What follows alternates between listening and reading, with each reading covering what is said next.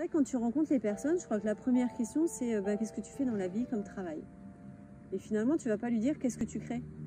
Ça définit énormément ta personnalité, qui tu es, ça te libère sur énormément de choses et ça libère aussi des tas de procédés d'apprentissage. En fait, je sais que dans mes classes, je faisais énormément d'art. Je fais pas partie de ces personnes qui ont osé dès 18 ans à vouloir devenir artiste.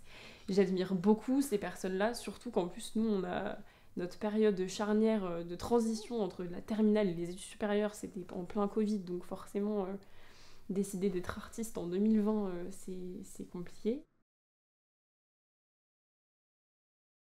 Je suis arrivée en terminale avec un choix à faire qui déterminerait plus ou moins ma vie.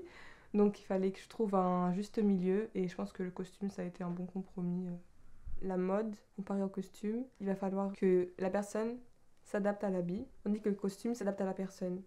Et c'est pour ça que le costume c'est vraiment intéressant à étudier. J'essaie toujours de trouver au maximum mon chemin, on peut dire.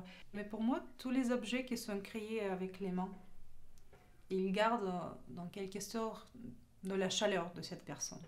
Ce qui est dingue, c'est que où on les voit, les artistes, on les voit dans les musées. Mais dans la culture populaire, tu leur parles de l'art, c'est les musées. Ouais. C'est dans l'histoire, derrière. Mais c'est pas dans leur quotidien. Et c'est pas dans cette notion de en quoi l'art peut me faire vivre, mais profondément vivre. Un artiste qui est dans la création, il y a forcément un travail de métamorphose. Je crois qu'il faut une vie pour apprendre à se connaître de toute façon, et à vivre.